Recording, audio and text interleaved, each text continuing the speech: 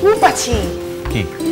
আজ আমাদের দিজি আমাদের এডিটরকে ফোন করেছিল, আর আমি সেই সময় স্যারের রুমে ছিলাম।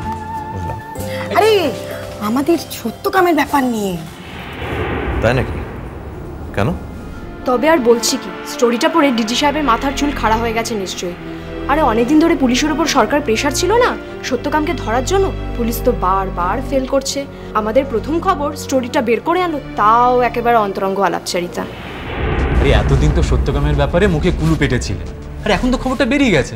এবার বলো না, মানে যখন তুমি সেখানে প্রথমবার গেলে, মানে ওদের ডিরায় কিভাবে ঢুকতে পারলে? কোনো রেজিস্ট্যান্স ছিল না? কোত্থেকে আসা হয়েছে? কলকাতা। কি করা হয় বটা? নিউজ পেপারে কাজ করি, প্রথম খবর। কোন খবরটার লিগে মিলাই এসেছেন বটে? ইয়ে মিলাটার লিগে না সত্যকামের গায়ে আসবার খবরটার লিগে? এই কেডালে?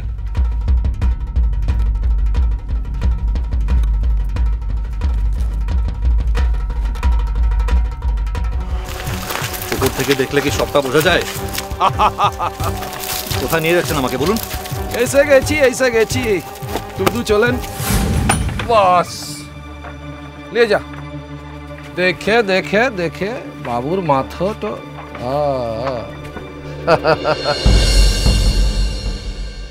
এখন বাদ দাও, এ নিয়ে অন্যদিন গল্প করা যাবে। আরে তুমি এলি, স্যার তোমাকে স্যারের চেম্বারে যেতে বলেছেন। হ্যাঁ আমি যাচ্ছি, একটা নিউজ ছেড়ে তারপর যাচ্ছি। ঠিক আছে দাদা, চা দেবো? চা একটু পরে দিস।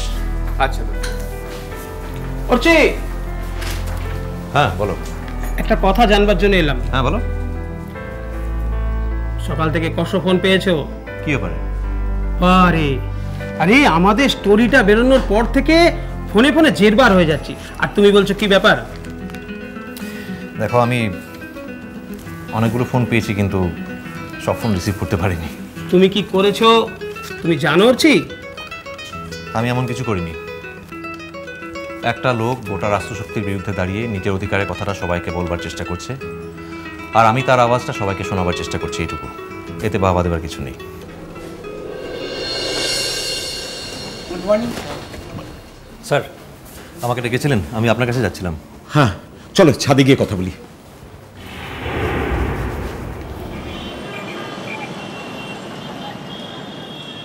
সত্যি সত্যি তোমাকে তোমাকে যে কিভাবে আমি কংগ্রাচুলেট করবো না আমি বোঝাতে পারবো না। You really are the talk of the town. এরকম ভাবে বলবেন না অঞ্জনদা, আমি খুবই এম্বারাসড ফিল করি। Really you done a marvellous job. তুমি জানো এক ধাক্কায় তুমি প্রথম খবরকে কোথায় পৌঁছে দিয়েছো। আর আজ সকাল থেকে আমি কতগুলো মেসেজ পেয়েছি জানো, সিএম এর অফিস থেকে, পলিটিক্যাল পার্টিগুলোর কাছ থেকে, ডিজি সাহেবের কাছ থেকে। ডিজি সাহেব আসলে একটু তোমার সঙ্গে এই ব্যাপারে বসতে চাইছেন। আমার সঙ্গে? কি ব্যাপারে? না সরকার তো অনেকবার ট্রাই করেছে, মূল স্রোতে ফিরিয়ে আনার জন্য অনেকবার মেসেজ দিয়েছে, কিন্তু অ্যাকচুয়ালি সত্যকামের কাছে পৌঁছতেই পারেনি। কিন্তু আমার সঙ্গে বসতে চাই কেন?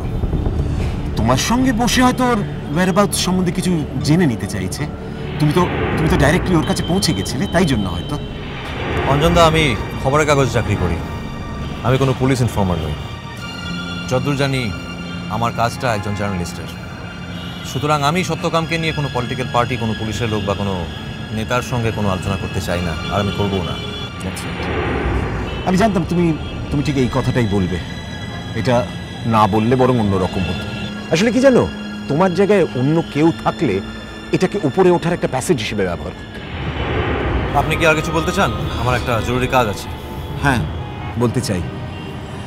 আসলে অন্য হাউসগুলো তো সবসময় তোমাকে অফার দিয়ে থাকে, এবারে হয়তো এরপরে আরো বেটার কোনো প্যাকেজ দিয়ে তোমাকে নিয়ে যেতে চাইবে।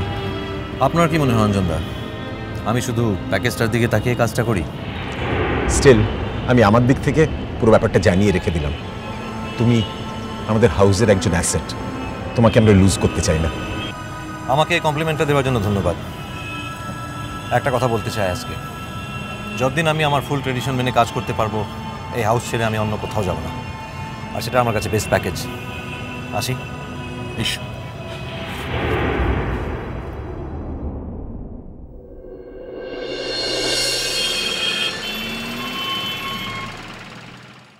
হঠাৎ জরুরি তলব?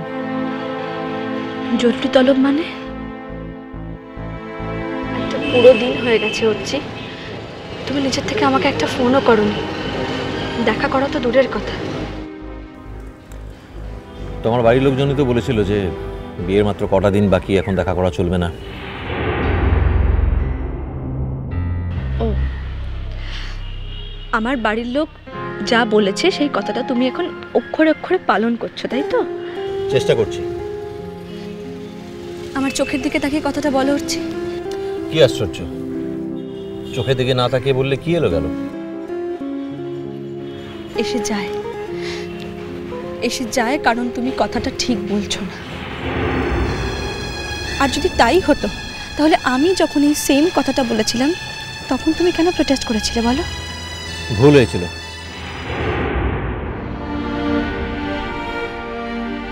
অর্চি প্লিজ, তোমার কি হয়েছে সেটা কি আমি জানি না ভাবছো?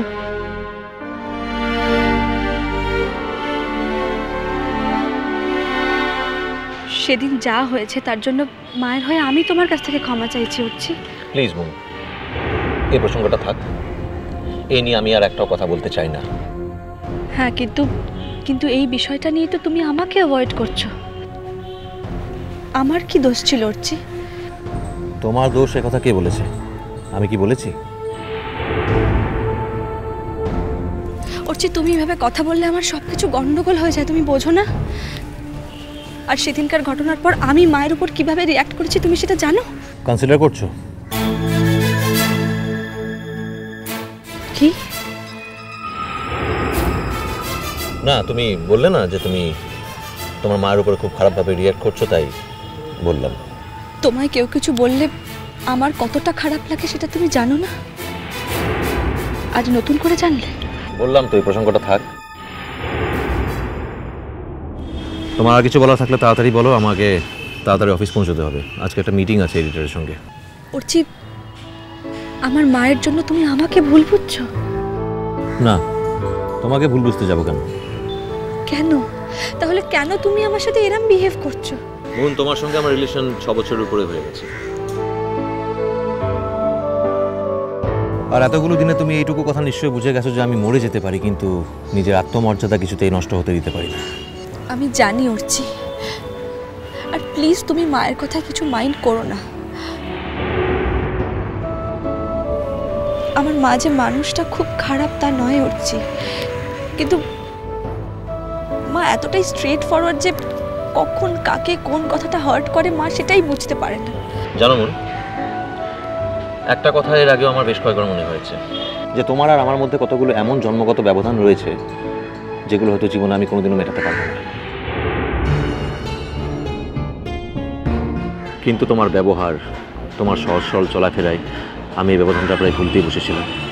কিন্তু কাল তোমার মা আমার চোখে আঙুল রেখে আরেকবার বুঝিয়ে দিল যে তোমার আর আমার মধ্যে থাকা এই জন্মগত ব্যবধান কিছুতেই মেটবার নয়।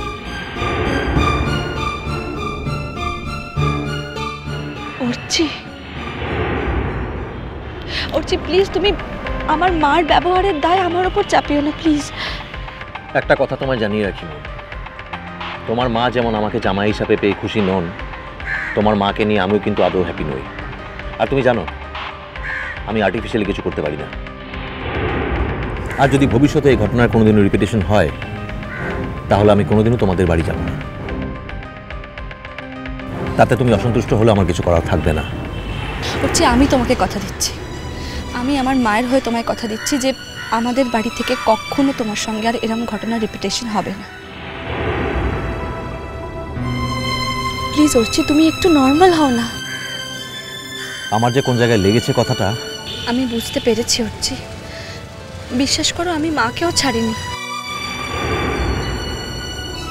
আর তুমি জানো না, তুমি বোঝো না যে তোমার জন্য আমি পুরো পৃথিবীটাকে একদিকে করে দিতে পারি। চলো মন, এবারে উঠতে হবে, আজ সত্যি খুব তাড়া আছে। সত্যকামের ইন্টারভিউটা পড়লাম, আমার কাছে কত যে ফোন এসেছে তুমি ভাবতে পারবে না। তোমার এসএমএস পেয়েছিলাম, তাও একবার আমাকে ফোন ব্যাক করোনি। এরম একটা দুঃসাহসিক কাজের জন্য যে আমি তোমাকে কনগ্রাচুলেট করবো সেটার সুযোগও তুমি আমাকে দিলে না।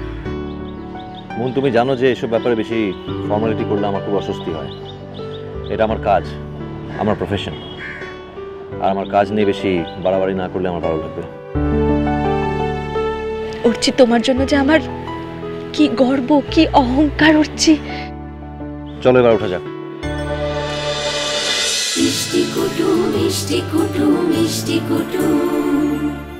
স্টার জলসার প্রিয় শো দেখার জন্য সাবস্ক্রাইব করুন আমাদের ইউটিউব চ্যানেলে এবং আপডেটেড থাকার জন্য প্রেস করুন বেল আইকন। চলো চলো চলো চলো পাল্টাই।